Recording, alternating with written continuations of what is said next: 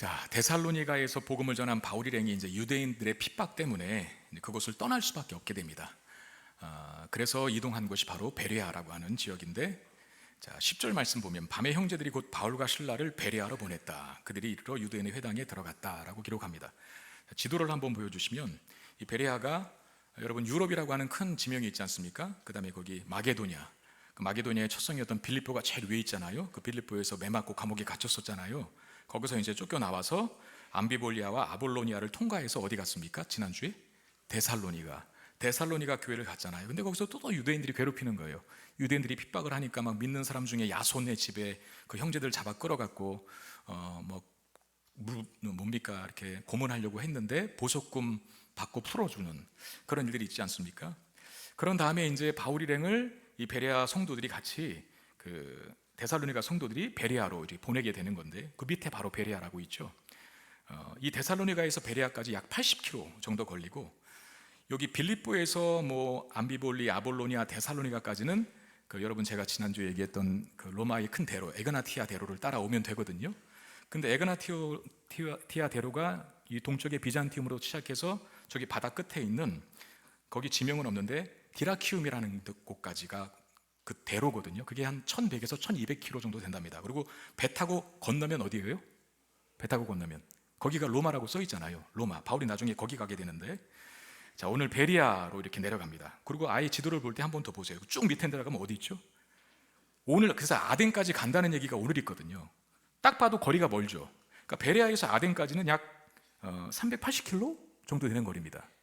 근데 이제 오늘 베레아에 있다가 이제 다음 주에 아덴으로 가거든요.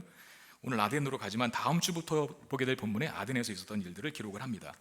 데살로니가에서 핍박을 당해서 왜 베레아로 그 교인들이 이 바울 일행을 보냈을까? 에그나티아 대로는 쭉 서쪽으로 나 있어서 베레아는 에그나티아 대로에서 조금 벗어난 서남쪽 밑에 있습니다. 근데 왜 거기로 보냈냐면 거기가 외진 곳이니까, 소위 이제 핍박을 피해서 안전하게 하기 위해서 바울 일행을 동료들이 글로 보낸 것으로 보입니다. 근데 베레아에 가서도 역시 복음 전하는 일을 계속 하는 거거든요. 근데 마침 또 베레아에는 뭐까지 있었어요? 회당이 베레아에 있었어요. 여러분 이제 그 바울이 회당에 들어가서 복음 전하면 항상 두 가지 상반된 반응이 있었잖아요. 잘 듣는 사람은 잘 들어요. 그리고 믿는 사람은 잘 믿어요. 근데 또 안 듣는 사람은 정말 안 듣고 끝나는 정도가 아니라 막 핍박하죠. 그 복음에 대해서 굉장히 거부감을 가지면서 그 복음 전한 사람까지, 바울 일행까지 다 핍박을 하는 그런 반대와 박해에 부딪힙니다. 이 두 가지 양쪽 면이 있었거든요. 근데 이 베레아에 와서는 사실 피신하러 왔지만 베레아에 해당이 있어서 회당에서 복음을 전하는데, 이 베레아에서는 이제껏 경험해보지 못한 일을 경험하게 돼요. 뭐냐면 11절 12절, 베레아에 있는 사람들은 데살로니가에 있는 사람들보다 더 더불어서 간절한 마음으로 말씀을 받고 이것이 그러한가 하여 날마다 성경을 상고함으로 그 중에 믿는 사람이 많고 또 헬라의 기부인과 남자도 적지 않게 믿었다라고 하거든요. 자, 베레아에서 복음 받아들인 사람들이 참 많았는데 그 중에 유대인들도 많이 믿었고, 그 다음에 그 중에 헬라의 귀부인들도 많이 믿었다라고 하면서 베레아에서는 열매만 있는 걸 기록하고 있어요. 무엇보다도 베레아에서는 박해나 저그가 없었어요. 그러니까 적대적으로 바울 일행을 대하는 사람들이 이 베레아만큼은 없었다라고 하는 것이죠. 어떻게 베레아 사람들이 그 말씀을 잘 받고 그러면 바울 일행이 전한 복음을 그렇게 넉넉하게 수용할 수 있었을까? 오늘 성경이 그 이유를 밝혀주거든요. 베레아 사람들이 어떻대요? 너그러웠기 때문이래요. 너그러웠기 때문이라. 근데 그 단어, 거기에 헬라어로 형용사 유게네스라고 하는 단어인데, 이 단어가 사실 문맥에 따라서 달리 해석이 되는데 뜻이 굉장히 다양합니다. 근데 너그럽다라고 하는 말이 좀 제가 볼 때는 안 좋은 번역 같아요. 그리고 옛날 성경에는 신사적이라고 했거든요. 더 신사적이어서 그랬거든요. 근데 그 신사적인 것도 좀 그래요. 그럼 정확한 뜻은 뭘까? 그랜트 오스본이라고 하는 학자가 편견으로부터 자유로운 이렇게 번역했어요. 그 유게네스라고 하는 단어를 관대한 또는 편견 없는 그런 뜻, 편견 없다가 맞는 것 같아요. 어떻게 데살로니가 성도들이 이렇게 잘 복음을 받아들일 수 있었을까? 데살로니가 사람들 어떻게 적대적인 반응을 하나도 보이지 않았을까? 그들이 너그러웠기 때문인데, 이제 그 너그러움은 삭제시키고 거기다가 뭘 넣으라고요? 편견이 없었기 때문에 복음을 잘 받아들일 수 있었던 것이죠. 그 편견 없음 때문에 말씀을 사모하는 마음으로 집중해서 들었다라고 얘기하고 있고, 또 하나는 뭡니까? 정말 그런가? 하고 성경을 살펴봤대요. 여러분, 베레아 사람들은 다른 지역에 있는 유대인들처럼 바울이 전한 복음을 무조건 거부하지 않았어요. 들어왔어요. 그리고 잘 들었어요. 그리고 또 하나, 들었다고 해서 무조건 믿지도 않았어요. 여러분, 거부하는 것만큼 위험한 게 또 뭔지 아십니까? 맹목적으로 믿는 게 또 위험합니다. 그 맹목적으로 믿음을 가질 때 굉장히 무서운 사람이 되거든요. 정말 그러지 말으셔야 돼요. 그러니까 거부하는 것도 문제지만 맹목적으로 아무 생각도 없이 믿는 것도 어떻게 보면 그리 좋은 게 아닙니다. 근데 베레아 교회 성도들은 바울이 전한 복음을 듣고 믿었을 뿐만 아니라 이게 정말 그런 말일까? 이게 정말 그 말이야? 라고 하면서 바울이 전한 복음을 성경을 비추어서 살펴보고 연구했다는 거예요. 뭐 바울이 전한 복음을 트집 잡고 꼬투리 잡기 위해서 살펴봤다는 말이 아니라 진리를 더 정확히, 깊이, 많이 알고 싶은 마음에 성경 연구까지 겸했다, 이런 말이거든요. 자, 그 편견 없음, 즉 너그러움으로 인해서 말씀을 집중해서 들었고 정말 그런가 하고 성경을 살피고 연구한 사람들이 베레아 사람들이었어요. 자, 그렇다면 이 베레아 사람들이 너그러웠다는 거, 다시 말하면 편견 없이 들었다는 것과 복음을 믿게 된 것이 구체적으로 무슨 관계가 있을까 하는 것을 한번 따져보기를 원합니다. 유대인들은 혈통적인 자랑이 있었죠. 혈통적 프라이드, 그게 뭡니까? 선민사상. 우리는 택한 사람이야 라고 하면서 이방인들을 정말 엄청나게 깔보잖아요. 지금도 그렇대, 지금도. 또 갑자기 생각이 나는데 빨리 끝내야 되는데 시간 없는데 갑자기 또 생각이 나네요. 뭐가? 누가 그 유대인하고 한국 여자가 결혼을 했는데 그 한국 여자에 있어서는 시아버지 시어머니 아닙니까? 사돈을 쳐다도 안 본대요. 결혼식에도 못 오게 하고. 지금도 이런 말 하면 자꾸 안 되는데 뭐라 그러죠? 무시한대요. 그 앞에다 뭐 다는 거 알잖아요. 우리를 그렇게 무시한대요. 그 앞에다 뭐 한 글자 이렇게 달잖아요. 기억, 이. 그러니까 혈통적 프라이드가 있는 사람들이 유대인이에요. 복음이 잘 안 먹히는 이유 중에 하나가 그거 아닐까. 그리고 헬라의 이방인들은 여기 특별히 귀부인들이라 그랬는데 잘 먹고 잘 사는 사람들이잖아요. 그러니까 이 사람들의 프라이드는 뭐예요? 자신의 신분, 사회적 신분, 그 위치, 권력. 그 귀가 권력이라는 뜻이거든요. 귀부인할 때 귀가. 그 부인만 귀하겠어요? 남편도 귀하니까 부인이 귀한 거지. 그러니까 그 사람들은 높은 사람이라는 거죠. 근데 복음을 전하면 복음은 이방인들에게도 구원의 문이 열렸다라고 말하잖아요. 복음은. 그렇죠. 그러면 그 선언이 유대인들의 혈통적 프라이드를 건드리는 거죠. 이방인들도 하나님의 백성이 된다고? 이걸 건드려요. 그 다음에 복음은 모든 인간은 하나님 앞에서 죄인이고 진노의 대상이라고 선언하는 게 복음입니다. 여러분, 복음이 처음부터 하나님이 당신을 사랑하신다 이렇게 들어가는 게 아니에요. 복음은 처음에 우리가 죄인인 것을 지적해요. 그러니까 너 아픈 존재야. 너 지금 뱃속에 암덩어리가 있어. 빨리 병원 가. 그 자기가 암 환자인 걸 알아야 병원 가지. 마찬가지로 자기가 죄인인 걸 알아야 그 죄의 문제를 고치고 해결하는 예수 그리스도를 바라보게 되는 거거든요. 그러니까 복음은 먼저 우리가 죄인인 것을 선언해요. 근데 너 죄인이야. 너 하나님의 진노의 대상이야. 딱 들었을 때 이 헬라의 귀부인들, 귀한 사람들, 그게 먹히겠어요? 거부감이 들지 않습니까? 내가 이렇게 존귀한 사람인데 뭐 나보고 죄인이라고? 내가 진노의 대상이라고? 말도 안 돼. 듣기 싫어. 이럴 수 있는 거거든요. 그러면 또 베레아 사람들, 그 베레아 사람들이 누굽니까? 베레아에 살고 있는 유대인들, 그리고 베레아에 살고 있는 헬라인들 아닙니까? 이 사람들이 복음을 받아들였다는 것은 자신들의 편견을 내려놓았다는 뜻이에요. 너그러웠다, 편견 없이 대한다. 베레아에 사는 유대인들은 혈통을 내려놓았고 베레아에 사는 헬라인들은 높은 신분을 내려놓은 겁니다. 그렇게 편견을 내려놓은 상태에서 말씀을 듣고 또 연구했는데 그 결과 복음을 믿고 구원받은 사람들이 그 지역에 참 많아지게 되었다, 이 얘기를 하는 거거든요. 여러분, 저는 편견의 문제에 대해서 우리가 먼저 좀 짚고 넘어갔으면 좋겠습니다. 편견이라는 게 뭡니까? 상대에게, 어떤 대상에게, 어떤 이론에 갖고 있는 어떤 그 선입견 같은 거 아닙니까? 근데 우리가 이 편견의 문제에서 누구도 자유로울 수 없는 게 이런 이야기가 하나 있어요. 한번 들어보세요. 어떤 아저씨가 지하철에서 수술을 하는 딸 이야기를 합니다. 아니, 지하철에서 왜 불특정 다수인 대중에게 자기 딸 수술 이야기를 합니까? 그러면 듣는 사람 입장에서 어떤 반응을 예측하겠어요? 저 사람이 왜 그 말을 하는지 뭐라고 예측하겠어요? 돈 보태려나 보다. 수술비가 모자라니까 돈 내라고 구걸하려고 자기 딸 수술한다는 얘기를 오늘 우리에게 하는구나라고, 아마 거기 지하철 한 양에 50명 타 있으면 50명 다 그렇게 생각했을 거예요. 근데 그분이 뭐라고 말하냐면, 여러분, 오늘 우리 딸이 수술합니다. 우리 딸을 위해 제발 1분이라도 기도해 주십시오라고 끝. 돈 달라는 말 안 했어요.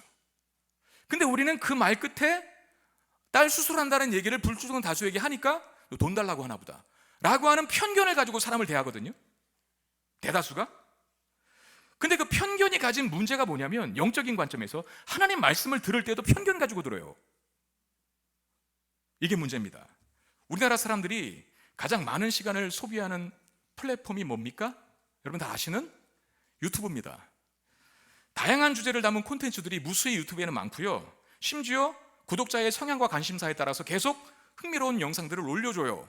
자기의 관심사에 따라서. 그걸 뭐라고 하죠? 알고리즘이라고 합니다. 근데 여기서 문제가 생기죠. 자신이 보고 싶은 콘텐츠만 계속 보고 들으니까 자연스럽게 자신의 어떤 그 신념이라는 게 굉장히 극단적으로 돼요. 여러분, 극단적 신념의 위험성은 뭔지 아세요? 남의 말은 절대 안 듣는다는 겁니다. 남의 말 절대 안 듣는 것만은 끝나면 다행인데, 자신과 생각이 다른 사람을 적으로 규정해요. 적. 우리나라는 특히 그렇잖아요. 우리나라 사람들은 심지어 다른 생각을 가진 사람을 적으로 규정하게 되는 이런 패단이 있는데, 그러니까 믿고 싶은 것만 믿고 보고 싶은 것만 보게 되는 거예요. 그 생각을 똑같이 성경 들이댈 때도 그래요. 말씀 들을 때도 하나님 말씀을 듣는 데까지 그 극단적 신념이 작용을 하고 편견이 작용을 해서, 너무 죄송한 표현이지만 약간 이상한 비정상적인 신앙인이 돼요. 괴물이라고 할까? 그렇게 됩니다. 여러분, 우리가 한때 자녀들을 기를 때 지금은 그런 말들을 잘 안 하는데 편식하지 말라 하잖아요. 편식한다는 게 뭡니까? 먹는 것에 문제가 있는 것이 아니라 먹어야 하는 음식을 안 먹어서 생기는 문제가 편식한다는 거거든요. 그럼 왜 먹어야 되는 걸 안 먹습니까? 맛없다고 안 먹는 거죠. 몸에 좋지만. 그 먹는 걸 왜 먹습니까? 다니까. 도파민 올라가게 하니까. 근데 좋아하는 음식만 먹으면 영양의 불균형을 초래하게 되고, 그로 인해서 성장과 벼룩에 문제가 생길 수 있기 때문에 부모님들은 편식하지 말라, 골고루 먹어라 라고 얘기하는 거죠. 근데 그게 영적인 편식도 있다니까요. 듣고 싶은 만 듣고 생각하고 자기가 생각한 대로 성경을 꿰다 맞추면 정상적으로 안 자라납니다. 편식하는 아이가 정상적인 성장을 기대할 수 없듯이, 말씀도 편식하게 되면 이상한 신앙인이 됩니다. 우리가 추구하는 어떤 이념과 사상 또는 성향과 기질에 성경을 맞추려고 하지 마셔야 돼요. 성경을 통해 내가 바뀌는 거지, 나의 주장과 생각을 성경이 뒷받침하는 증거로 수단으로 사용하면 안 된다는 거예요. 근데 그런 사람들이 너무 많아, 한국교회에. 내 생각을 지지하는 근거 구절만 갖고 성경도 이렇게 말하지 않느냐라고 하면서 자신의 생각을 성경이 지지해 주기를 바라는 마음으로 성경을 읽는 사람들이 있어요. 그러니까 잘못된 삐뚤어진 신앙으로 갈 수 있거든요. 그게 위험합니다. 디모데후서 3장 16절에 모든 성경은 하나님의 감동으로 된 것으로 교훈, 책망, 바르게 함, 의로 교육하기에 유익하다. 여러분, 그 네 가지가 다 삐뚤어진 걸 교정시킨다는 의미예요. 똑같은 말을 성경이 4번이나 반복합니다. 그게 뭡니까? 내 생각을 지지해 주는 게 성경이 아니라 잘못된 내 생각을 고쳐주는 게 성경이라는 거예요. 아시겠죠? 그러니까 성경을 내 생각을 지지하는 근거로 삼지 말고, 항상 우리는 죄인이라 우리가 삐뚤어져 있는 거, 우리가 잘못된 생각을 많이 갖고 있기 때문에 성경이 계속 교훈과 책망과 바르게 함과 의로 교육해야 돼 라고 말씀하며 우리에게 다가오는 거죠. 그러면 그 말씀에 순종해서 우리 자신을 고칠 생각을 먼저 해야지. 편견을 갖고 대하면 영적인 편식, 말씀도 편식을 하게 되고, 잘못하면 괴물과 같은 신앙인으로 변질됩니다. 그래서 베레아 사람들처럼 하나님 말씀 앞에 너그러운 사람이 될 수 있어야 합니다. 편견 없이 말씀을 대하는 태도, 그게 우리의 신앙을 정상적으로 자라나게 만들어준다는 거죠. 베레아 사람들이 편견 없이 복음을 잘 받아들였어요. 특별히 베레아에서는 바울이 전한 복음에 반대 의견을 하거나 무슨 바울을 적대적으로 반응하고 대하는 일이 없었어요. 그러면 바울의 입장에서 그 모습이 얼마나 감동적이었을까. 야, 말씀을 스펀지처럼 다 흡수하고, 정말 그 말이 그래요? 아, 이 성경이 이 뜻이 그 뜻이었어요? 날마다 바울 찾아와서 물어보는 거예요. 이 말이 그 말입니까? 아, 그렇구나, 이게 메시아였구나, 그래서 복음이 필요했구나. 그러면 가르쳐주는 사람도 신날 거 아닙니까? 가르쳐주는 사람도. 바울의 여정을 한번 생각해 보시길 바랍니다. 바울이 유럽으로 왔을 때 첫 번째 성이 빌립보였잖아요. 그 빌립보에서 매 맞고 감옥에 갇혔어요. 결국 그러다 쫓겨났거든요. 그 다음에 두 번째 성인 데살로니가, 우리 지난주에 봤습니다. 데살로니가에서도 유대인들의 핍박 때문에 도망쳐 나왔어요. 이제 베레아라고 하는 도시로 피신한 거예요. 근데 여기서는 이전에 빌립보와 데살로니가에서 경험해보지 못한 일들이 경험한 거예요. 복음을 너무 잘 받아들이는, 반대와 적의가 없는, 심지어는 그 복음을 더 자세히 알기 위해서 날마다 성경을 상고했다 그런, 날마다 바울 찾아와서 물어보는 거예요. 이런 베레아 사람들을 대하는 바울의 마음은 어땠을까요? 이전에 받았던, 빌립보와 데살로니가에서 받았던 상처와 아픔들이 다 치유되지 않았을까요? 저는 그랬을 것 같아요. 전도서 7장 14절에 형통한 날에는 기뻐하고 공고한 날에는 되돌아보아라. 이 두 가지를 하나님이 병행케 하사 사람이 그의 장래일을 능히 헤아려 알지 못하게 하셨다. 인생에게 형통한 날이 있고 곤고한 날이 있대요. 간단하게 이야기합시다. 인생에게 기쁜 날이 있고 그 다음에 마음 다운되는 날이 있대요. 근데 왜 그런 두 가지 일들이 있어야 하나? 기쁜 일만 있으면 안 되나? 하나님이 그렇게 정하셨대요. 하나님이 이 두 가지를 병행하게 하사. 근데 바울의 인생 전체를 살펴보기도 전에 바울의 전도 여행만 봐도 이 두 가지가 같이 있죠. 형통한 날이 있고 곤고한 날이 있어요. 곤고한 날이 더 많아 보였죠. 근데 오늘 베레아에서는 그 곤고한 날들, 쫓겨나고 매맞고 감옥에 갇히고 했던 그 모든 바울의 상처와 아픔들을 한 번에 씻어낼 정도로 바울의 마음에 기쁨이 가득한 날로 기쁨이 가득하게 변화시키는 도시가 됩니다. 베레아가. 근데 바울이 경험하고 있는 삶, 바울의 전도 여행 속에서 경험하고 있는 것과 또 우리가 삶에서 경험하고 있는 것이 큰 틀에서는 다르지 않다는 것을 알 수 있어요. 우리에게도 형통한 날이 있고 곤고한 날이 있지 않습니까? 기쁜 날이 있고 마음이 한없이 땅바닥으로 꺼져 들어가는 날도 있거든요. 하나님이 그 일을 두 가지를 병행케 하셨대요. 저도 목회자로서 경험하는 삶이지만 이 두 가지가 정말 다 있습니다. 목회를 하다 보면 곤고한 날도 있고요, 또 목회를 하다 보면 형통한 날도 있거든요.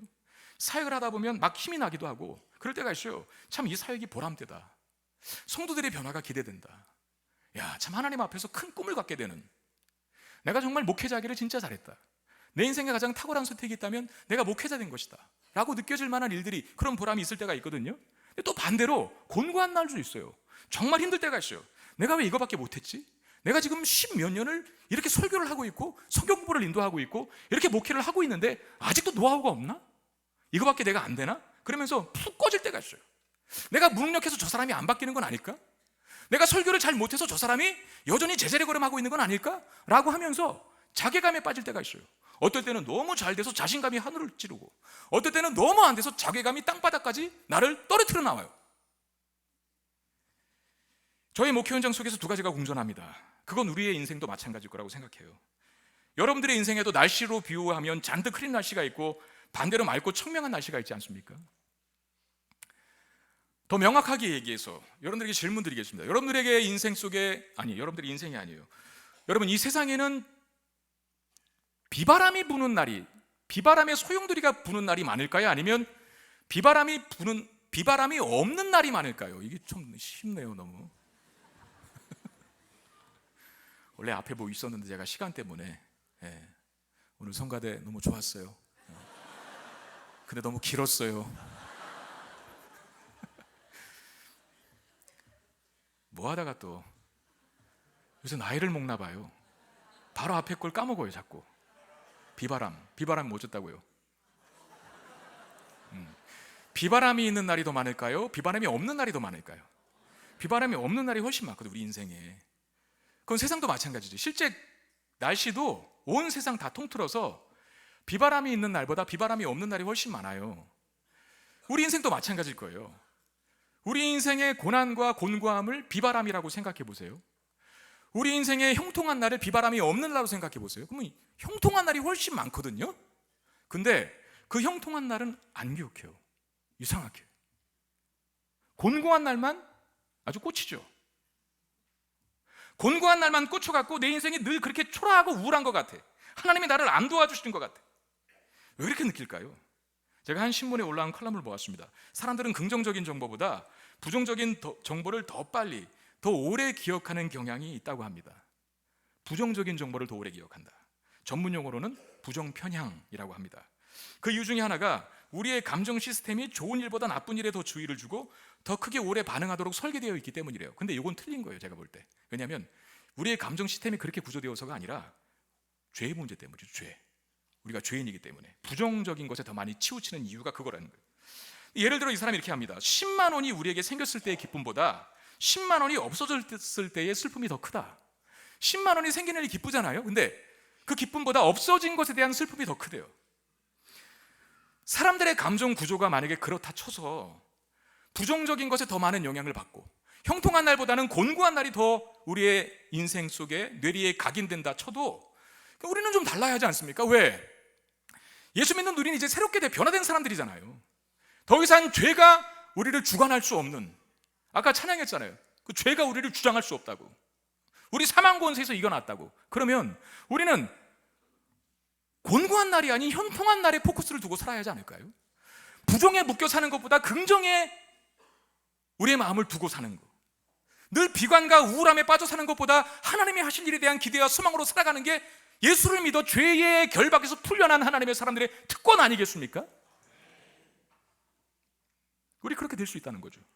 제가 지난 수요일 새벽기도 때 창세기 32장 본문을 가지고 설교를 했는데 야곱이 에서를 만나는 장면입니다. 그러니까 야곱이 에서를 피해서 에서의 장장권을 야곱이 빼앗지 않습니까? 그것 때문에 에서가 야곱 죽이겠다고 한 게 도망친 게 삼촌 라반의 집으로 갔는데 20년 만에 돌아와요. 메소포타미아에 있는 하란에. 거기서 20년 만에 돌아오는데 야곱이 이제 쫄은 거죠. 형이 나를 어떻게 대할까? 이거 20년 전에 있었던 일 기억하고 날 죽이려고 하지 않을까? 그래서 에서의 집에 먼저 야곱의 종들을, 소위 사절단들을 보냅니다. 그리고 사절단들이 에서에게 이런저런 얘기하다가 야곱이 당신과 친하게 지내고 싶답니다라고 하면서 예물도 주고 뭐 한대요. 그리고 돌아왔어요. 사절단들이, 야곱이 보낸 사절단들이 야곱에게 하는 말, 당신의 형 에서가 400명의 군사를 끌고 이리로 오고 있습니다 라고 얘기하거든요. 자, 여기서 주의. 야곱이 보낸 종들이 에서 만나고 돌아와서 한 보고 중에 에서가 400명의 군사를 끌고 당신을 죽이러 옵니다라는 말은 없었어요. 그냥 400명의 군사를 데리고 옵니다 라고 이야기했는데 야곱이 그걸 어떻게 해석합니까? 저거 나 죽이려나 보다. 저거 나 죽이려나 보다.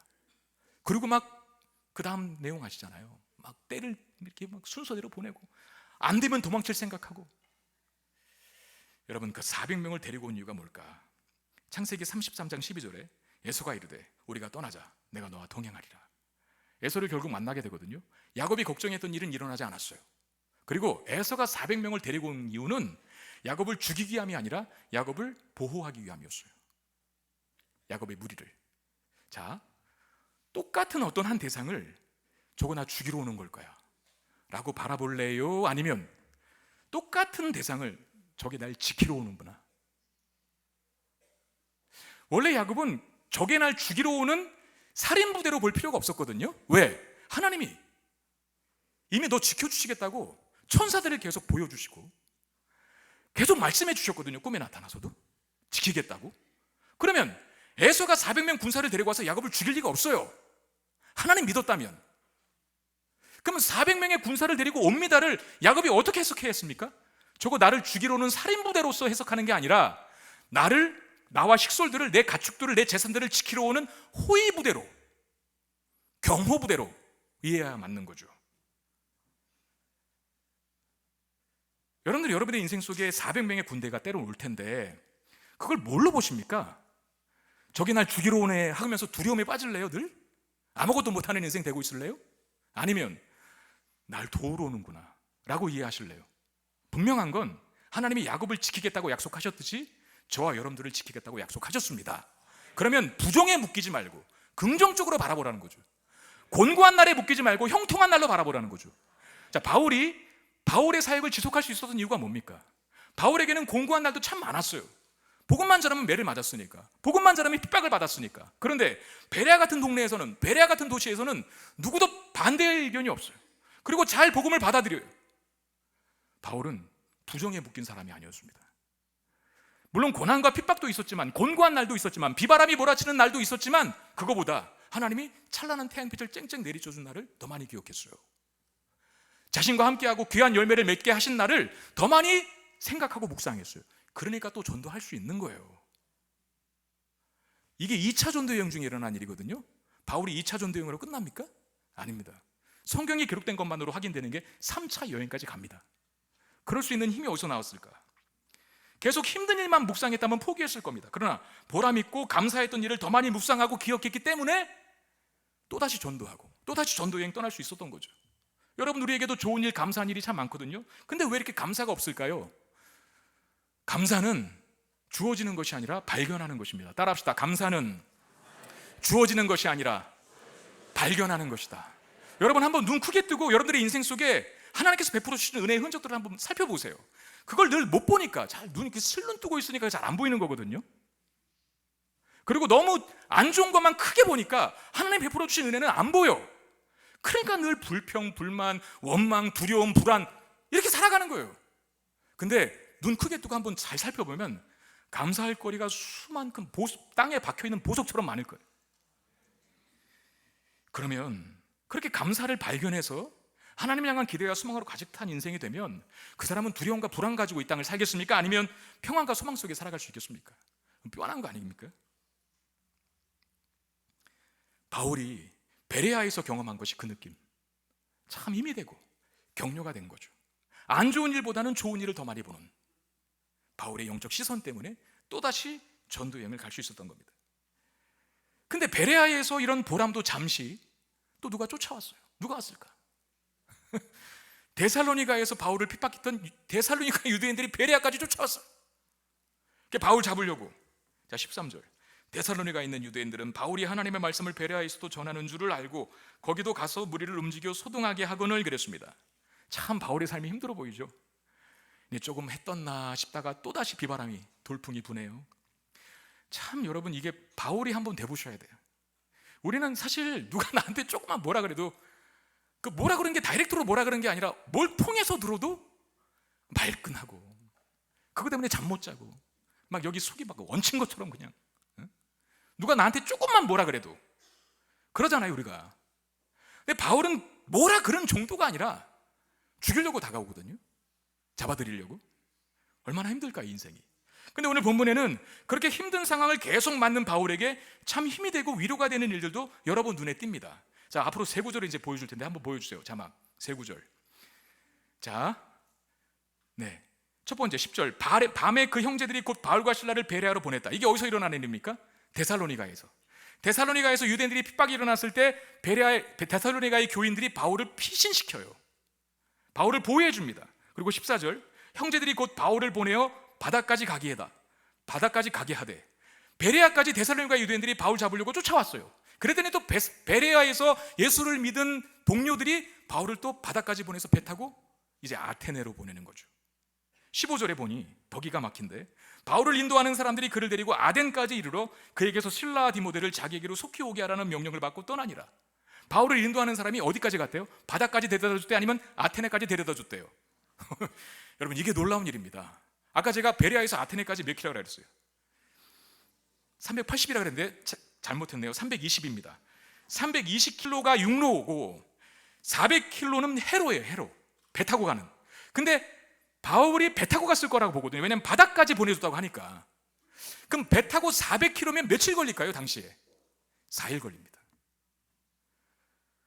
바울의 인도자들이 바울 피신시킬 때 배 타는 데까지는 바래다 줄 수 있어요. 지켜줄 수는 있어요. 그런데 배 타고 같이 4일을 지나서 아덴까지 데려다 주고 어떻게 합니까? 그 사람들은 또 거기 명령을 받고 떠나니라고 돌아가거든요. 베레아로 다시.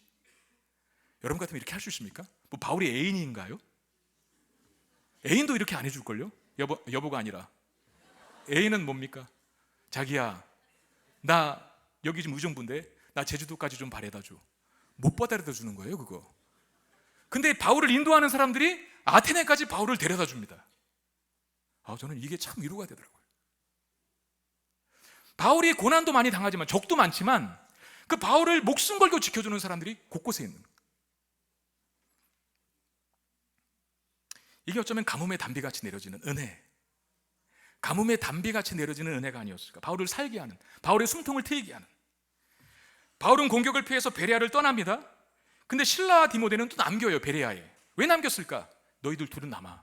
이 사람들이 노리는 건 나니까 내가 저 사람들 끌고 갈 테니까. 소위 자기가 타깃이 되겠다는 거죠. 그리고 그들도 노리는 거 바울이고, 너희들은 여기 남아서, 베레아에 남아서 이제 막 복음으로 불 지르기 시작했는데 계속 말씀으로 좀 양육하고 그러고 와. 그리고 디모데와 실라는 남깁니다. 바울은 그런 동역자들을 참 소중하게 여겨요. 자, 15절. 바울을 인도하는 사람들이 그를 데리고 아덴까지 이르러 그에게서 실라 디모데를 자기에게 속히 오게 하라는 명령을 받고 떠나니라 그랬어요. 아덴으로 피신을 했는데 그곳까지 바울을 인도한 사람들에게 바울이 그들이 돌아갈 때 뭘 부탁하냐면 지금 베레아에 남아있는 실라 디모데들 빨리 내게로 좀 보내줘. 여러분, 그 속히라고 하는 말이 최대한 빨리라고 하는 뜻이거든요. 그러면 왜 베레아에 남겨둔 실라 디모데를 그토록 빨리 아덴까지 오도록 해달라고 부탁을 했을까? 저는 이게 일로 맺은 관계 이상의 관계라고 생각합니다. 사람이 이렇게 사무적인 관계만 멈추면요, 일로서의 관계만 묶이면요, 서로 굉장히 뭐랄까 그 관계가 차가워집니다. 그리고 약간 피폐되고. 근데 이 일도 중요하지만 인간 대 인간으로서의 어떤 그 관계, 누가 좀 아프면 안부도 좀 물어보고, 아니 아픈데 이 일 어떻게 됐냐고 먼저 물어보는 게 먼저예요? 아니면 아픈데 어쩌냐고 물어보는 게 먼저예요? 근데 사람이 너무 사무적으로만 대하면 관계가 끊어지거든요. 근데 바울이 동료들을 사무적으로만 대하지 않습니다. 정말 아껴요. 저희 딸이 저에게 지어준 별명이 하나 있습니다. 뭐라 그러냐면 아빠는 분리불안증 환자래요. 그럼 왜 아빠가 분리불안증 환자냐? 늘 엄마만 찾지 않냐요. 아닌 게 아니라 전 집에 가면 볼 일도 없는데 엄마 어디 있어? 엄마 어디 있어? 괜히 엄마가 있는 곳을 찾습니다. 제 엄마도 아닌데. 저한테는 아내잖아요. 근데 어디 갔지? 화장실 문 열고 들어가면 가방 내려놓기도 전에 그래요. 저는 잘하죠? 아내들이요, 잘하는 겁니까? 네. 그리고 어디 목양실에 있건 뭐 어디를 나가건 항상 최소한 제가 하루에 2번 이상은 아내에게 꼭 전화를 해요. 전화해서 뭐라 하는지 아세요? 어디야? 뭐해? 끊어. 그리고 끊습니다. 딱 3마디 해요. 어디야? 뭐해? 끊어. 볼일 없이 그냥 전화하거든요. 잘하는 거예요? 못하는 거예요? 이게 이제 사실 부부가 헤어지면 남남이잖아요. 무촌. 근데 참 하나님이 갈비뼈가 맞는 것 같아. 또 다른 나인 것 같아요. 나 분신이거든요. 참 희한하죠. 부부가 무슨 사무적인 관계로 맺어진 겁니까? 거래의 관계입니까? 인격적 관계고 사랑의 관계 아니에요? 바울이 동료들을 그렇게 대하고 있다라는 거죠. 여러분, 우리 교회가 우리 성도들끼리 그런 존재가 되어주기를 주의 이름으로 축원드립니다. 제가 학교 다닌다고 그랬잖아요. 목회 상담학을 하나 과외로 듣고 있는데 상담학, 아동 상담이라고 하는 주제로 한 분이 발표를 하고 같이 수업 듣는 여러분들이 질문을 하는, 그걸 질문하고 대답하는 시간을 가졌어요. 아동 상담. 요새 아동들의 문제가 참 많잖아요. 근데 결국은 교수님이 내리는 결론은 아동들이 문제가 발생하는 것은 그 부모가 문제이기 때문이다 라고 얘기를 하더라고요. 우리 다 알고 있는 내용이잖아요. 그 애가 문제가 아니라 엄마 아빠가 문제다. 근데 그 1차 양육자라는 단어를 쓰더라고요. 1차 양육자가 꼭 부모가 아닐 수는 있습니다. 왜? 할머니가 1차 양육자일 수 있잖아요. 그리고 무슨 보모가 1차 양육자일 수 있잖아요. 그러니까 가장 많이 그 아이를 양육하고 근접거리에서 살펴보는 사람이 1차 양육자인데 그 사람이 영향을 가장 많이 받는다는 거예요. 부모 문제다. 오늘 아이들의 문제가 부모들이 문제였기 때문이다. 제가 그걸 못 받아들였어요. 그래서 질문해서 교수님한테, 교수님, 옛날에는요 지금보다 훨씬 더 열악한 조건 속에서도 자녀들이 잘 자라났습니다. 예를 들어볼까요? 저희 집이 6남매인데요 저희 어머니 아버지 늘 일하시느라고 집에 안 계셨었고요, 그리고 가끔씩 술 드시면 서로 싸우기도 잘하셨습니다. 그 정도 싸우는, 지금 만약에 그렇게 싸우면 감옥에 가죠. 그 정도로 싸우셨어요. 죄송합니다. 저희 치부를 자꾸 드러내는 것 같아요. 저희 어머님이 이거 듣는데 항상 제 설교를 어떻게 생각할지 모르시겠지만 저는 여러분들의 은혜 받기 위해서 십자가를 질 각오는 돼 있습니다. 정말 감옥에 지금 그렇게 싸우면 감옥에 가요. 저만 그런 건 아니죠? 여러분들 그렇게 해서 그런 시대 잘한 거 아닙니까? 막 TV 던지고 그랬잖아요. 아닌가? 나만 그런가? 의정부만의 문화인가 이것도? 근데 우리 6남매는 다 잘 자라났어요. 제가 그렇게 얘기했어요.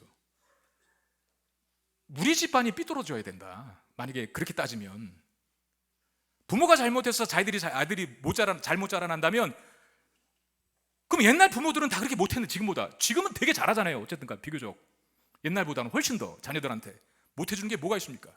근데도 왜 자꾸 어긋날까?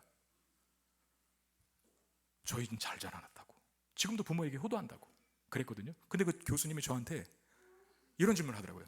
목사님 6년 만에 그러셨죠. 네, 형제가 의지가 된 거라고. 제가 뒤통수를 맞는 기분이었어요. 보니까 누나가 엄마 역할을 했더라고. 지금 돌아가신 큰누님이 밥하고 빨래하고 설거지하고 다 했어요. 그리고 형들이 힘들 때마다 서로 의지하는 관계가 되었고, 그러면서 교수님이 한마디 하는 거예요. 지금은 애들이 그러지 못합니다. 한둘이잖아요. 한둘. 제가 그 이야기를 들으면서 깨닫기도 했지만 한 가지를 생각해 봤습니다. 교회를 생각해 봤는데 세상 살면서 이런저런 지치고 힘들고 마음의 상처를 입는 일이 많은데, 근데 만약에 교회 안에서도 주 안에서 형제와 자매된 영적 형제들 간의 우애가 깊고 서로에게 힘이 되어주면 세상에서 많이 찌들고 힘들고 상처 입은 사람도 여기서 다시 치유될 수 있겠구나. 부모님들의 잘 못한 부분들이 형제들이 서로 의지하면서 잘 자라나게 된 것처럼, 그래서 바울이 동역자들을 그렇게 존귀하게 여겼구나. 여러분, 우리 교회가 그런 교회 되기를 주의 이름으로 축원드립니다. 말씀 뵙겠습니다. 2차 전도 여행 중에 마게도냐에서의 사역은 여기가 끝입니다. 마게도냐 지역, 빌립보, 데살로니가, 베레아거든요. 어디 하나 쉬운 곳이 없었어요. 다 쫓겨났지. 그런데 빌립보, 데살로니가, 베레아라고 하는 지역에 3개의 교회도 세워졌습니다. 예수님의 십자가, 다음은 부활이었습니다. 십자가 없이는 부활이 없죠. 바울의 고통스러운 전도 여행 때문에 드디어 생명이 싹트기 시작했어요. 어디에? 빌립보, 데살로니가, 베레아에. 우리가 하는 일들이, 우리가 살아가는 삶의 내용이 그럴 수 있습니다. 져야 할 십자가도 있지만 누려야 할 부활의 능력도 많다는 사실입니다. 나는 어디에 시선을 두고 있는가? 곤고한 날에 시선을 더 많이 둡니까? 아니면 형통한 날에 시선을 더 많이 둡니까?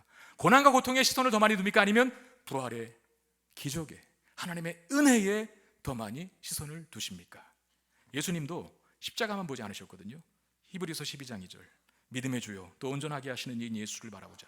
그는 그 앞에 있는 기쁨을 위하여 십자가를 참으사 부끄러움을 개의치 아니하시더니 하나님 보좌 우편에 앉으셨느니라. 십자가만 보지 않고 그 앞에 있는 부활의 기쁨을 보셨대요. 우리 인생에 내리는 단비 같은 은혜가 있습니다. 그 은혜를 더 많이 발견하고 감사하며 그리고 은혜를 구하는 자로 사시게 되기를 바랍니다. 힘든 인생이지만, 어려운 인생이지만 꼭 힘들고 어렵지만은 않을 것입니다. 찬양하겠습니다.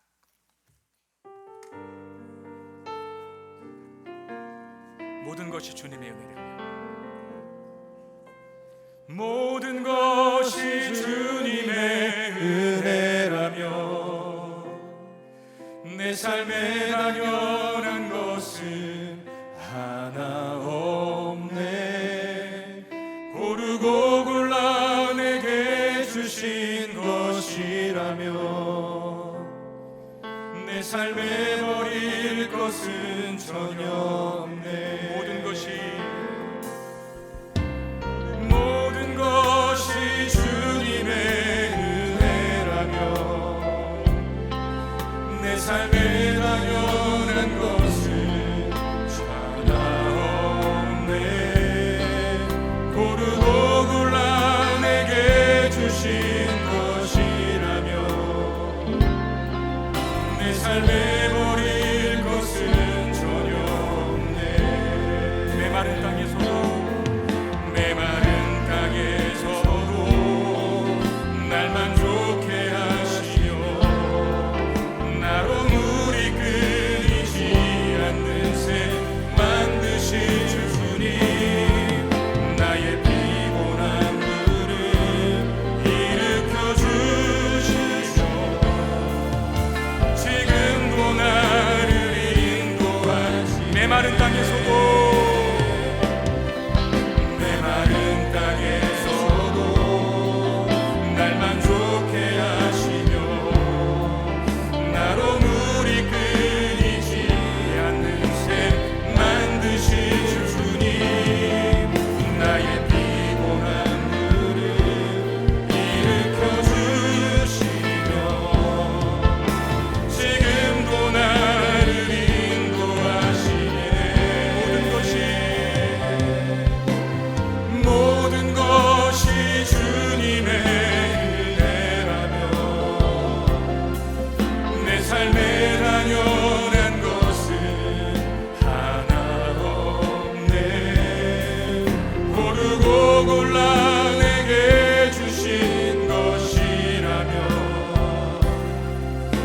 삶에 버릴 것은 전혀 없네.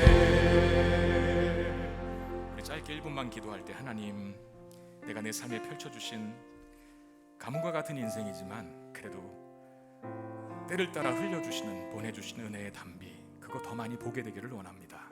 그래요, 공고한 날도 있지만 형통한 날을 바라보면서 하나님의 나에게 베풀어 주신 은혜를 기억하면서 불평과 원망과 염려와 걱정과 불안보다는 평안과 소망과 기대 속에 살아갈 수 있게 하여 주옵소서.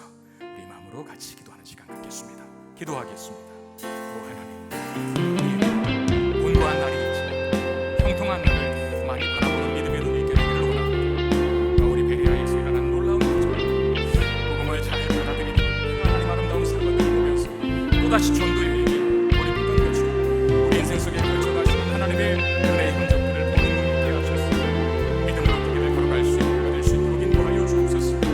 기적을 베풀어 주시고 은혜를 끊임없이 베풀어 주시는 하나님의 손되신 우리가 있다는 사실을 기억하며 믿음으로 한 걸음 한 걸음 걸어가는 우리가 되기를 원하오니 주님께서 선하게 인도하시고 그 믿음 따라 살아갈 때 누릴 수 있는 기쁨을, 감사와 감격을 허락하여 주시옵소서.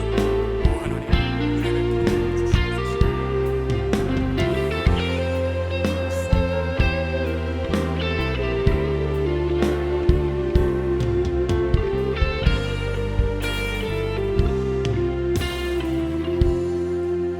우리가 드렸던 찬양처럼 우리의 인생에 하나님의 은혜가 없는 곳, 또 필요 없고 쓸모없는 일은 없는 줄로 믿습니다.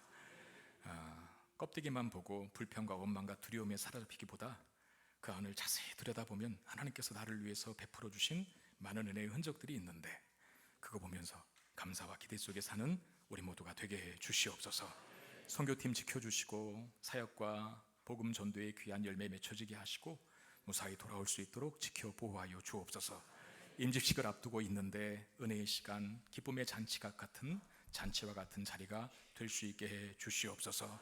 하나님 앞에 예물 올려드립니다. 받으시고 주의 나라와 영광을 위해 존귀하게 쓰여지게 하시며 우리 사랑하는 성도들 그 필요를 때를 따라 돕는 은혜를 허락하여 주시옵소서.